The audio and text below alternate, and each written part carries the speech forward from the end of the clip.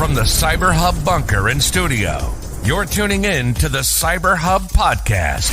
And now for your host and CISO, James Azar.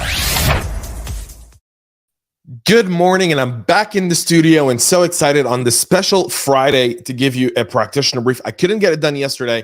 I was traveling, technical difficulties, scheduling issues. It was like one thing after the other. Every time I tried to get it done, I couldn't. I apologize, but we're here today to wrap up this week like we should be. It's Labor Day weekend, so happy Labor Day to everyone tuning in. For those that are actually taking the weekend off, congratulations. Mazel tov. I hope you enjoy your weekend. For many of us, it's just not a weekend we rest, right? Not a weekend we rest in, because holiday weekends and days like today are typically when we see an increased activity by attackers, especially when it comes to phishing, vishing, etc., activation of malware and ransomware. Long weekend, it's when they tend to do it. Friday afternoons. So heightened alert today, gentlemen and ladies. All right, security gang. Let's get into today's episode, but before we do that, let me grab my beautiful cup of double espresso. I finally get to share an espresso with y'all this week. Coffee cup cheers. Let's get some shout outs out the way, because since I'm live, I'd love to do that. So good morning to Brent, Scott, Avishai. Good morning. Second cup of coffee, Reggie, ATL, baby. Good morning. Thank you for digging the new music. We've got like a new, like kind of like waiting music. Now we've got the new kickoff music, and we've got brand new music coming in October for Cybersecurity Awareness Month. Angel, good morning. Mr. Ryan, everyone ready for a 4-day of partying or 4-day of over exaggeration? Days of rest. I love that one. You got a 1,000-mile motorcycle ride back to Atlanta. Oh, that's awesome. Y'all stay safe and stay dry, and yeah, It's what's a weekend off? I agree with Avishai. What's a weekend off? I don't know what that is, but we're gonna get into today's show. Let's do that. First of all, Chromebug is allowing web pages to replace Clipboard content. So a vulnerability in Google Chrome and really an old Chromium browser, so that's Brave, Edge, you name it, to replace the contents of a system clipboard without the user's consent or interaction. The issue does exist because the browser does not have the necessary safeguards to prevent sites from writing to the clipboard. This is according to developer Jeff Johnson. The bug was introduced in Chrome 104 when a requirement for a user gesture to copy content to the clipboard was broken. Because of that, when a user visits a specially crafted web page, the content of the system clipboard may be replaced with content defined on that page. The same issue is present in Firefox and Safari. However, while the bug can be triggered in Chrome without user interaction, some form of gesture is required to exploit it in Safari and Firefox as well. How to keep Safari and Firefox off Chromium? I don't know. So we'll wait for a patch on this one. I'm sure there's one on the way. But there's that. I want to talk about this Montenegro cyber attack. We've been talking about it all week. And there's been a lot of things going around it. Someone tagged me in a few things, and people sent me like Cuba, and no, the malware is Cuba. It's called Cuba. It's the Cubans didn't do this. It's most likely Russia, right? It really is most likely Russia. The government of Montenegro has now provided more information about the attack on its critical infrastructure, saying that ransomware is responsible for the damage and the disruption. According to Public Administration Minister Maras Dojak, stated on local TV that behind the attack is an organized cybercrime group. The effects have continued now for 10 days. He says that there's a special virus and a $10 million demand. So Dojak, who along with the Montenegrin defense minister, said that they have enough evidence to suspect that they were done by Russia. Although a Cuba ransomware gang was listed the Parliament of Montenegro as its victim and claimed to have stolen financial documents, correspondence with banks, balance sheet, tax documents, compensation, and even source code. That could only be a misdirection. Cuba ransomware has demonstrated notable evolution lately. 3 weeks ago, researchers spotted a novel toolset used by the gang along with previously unseen tactics, techniques, and procedures. In June, Cuba ransomware updated its encryptor with additional options to set up communications channel for live victim support. So the FBI also discharged their CERT team over to Montenegro to help. So that country still remains in a 10-day, now going on 11-day cybersecurity event that's really crippled them. And it just shows you how easy it is for some of these smaller nations who don't think they're on the radar, kind of like small companies, right? That say, well, why would anyone come after us? Because at some point you become an easy target, and one that can create headlines as well. So, it is what it is. NSA, CISA, and ODNI have released a software supply chain guide for developers. I'll tell you this. I briefly looked at it. I've attached a PDF link in the show notes. So if you're watching us on LinkedIn, YouTube, go to the show notes.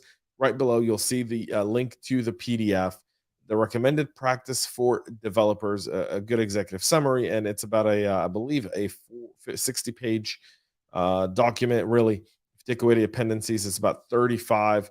Take away all the kind of background and everything else, and it's about a 30-page document that you can really build in and address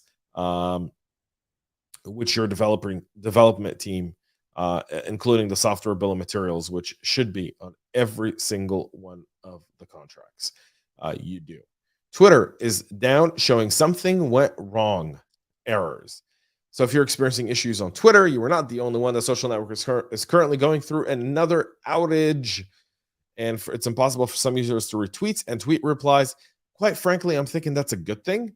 Could this outage continue? I don't know. Maybe it'll get people to actually have decent conversations beyond 280 characters.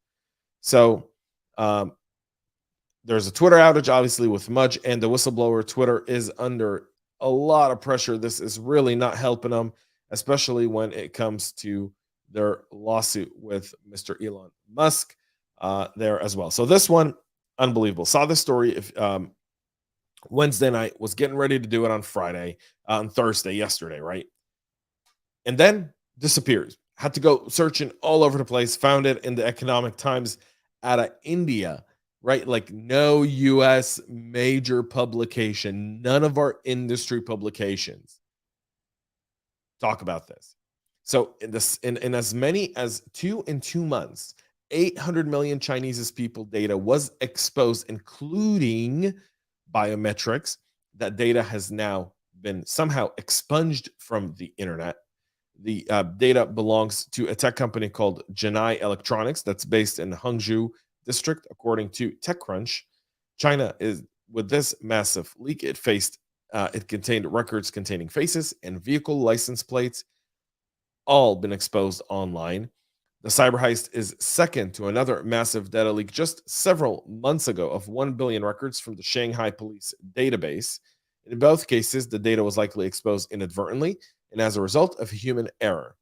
Genai Electronics uses facial recognition to build systems for controlling access for people and vehicles to workplaces, schools, construction sites, and parking garages across China. It uses facial recognition for personal management like payroll, monitoring, employee attendance, and performance. Its cloud-based vehicle license plate recognition system allows drivers to pay for parking in unattended garages. The database included links to high-resolution photos of faces and also had records of vehicle license plates collected by the Genai cameras in parking garages, driveways, and other office entry points, according to the report. So, yeah. Not good for China. Really not good for China. And that continues to show you just how easy that is. Yeah, Israeli media is good too. Indeed, I actually agree with Dale there. You can get it, but yeah, none of the U.S. I don't want to go down the whole fake news selective, but this is a big one. 800 million, including facial recognition data. So kind of shows you the difference. And we talk about passwordless authentication, biometric authentication, why device-based biometric authentication is far more critical than anything that should be hosted on the cloud or any biometrics that should be stored anywhere, right? And why that kind of activity in this country has got to be kind of tokenized and taken to a place where no one ever stores your biometrics, but they use the biometrics that you've allowed your devices to store, and they tokenize those, and that essentially becomes your signature, that becomes your password. Crazy stuff. Folks, that's it for our show today. We'll be back Monday. I know it's Labor Day, but I'm going to do a special show on Monday for Labor Day. I'm going to really focus on the cybersecurity industry as a whole, from a vendor and consolidation perspective, from a workforce and workforce development perspective as well. I think for Labor Day, we ought to take a little break from the news unless something big happens. That's the plan for Monday. So you can tune in 9 a.m. Eastern right here. Till then, have a great weekend, y'all. Enjoy your Labor Day if you get to do so. Spend some time with your families, with your loved ones. Go out, have yourself a bourbon, a beer, a whiskey, something. Enjoy a coffee. Whatever it is that you do, spend time with your loved ones. Enjoy your Labor Day. You sure as hell all earned it.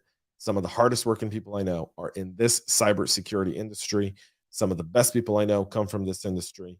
And really, y'all, we've earned maybe a day off, but we'll see. Have a great weekend, y'all. Stay cyber safe. We love feedback, so make sure to connect with us on social media and subscribe to our podcast on your favorite podcast listening platform.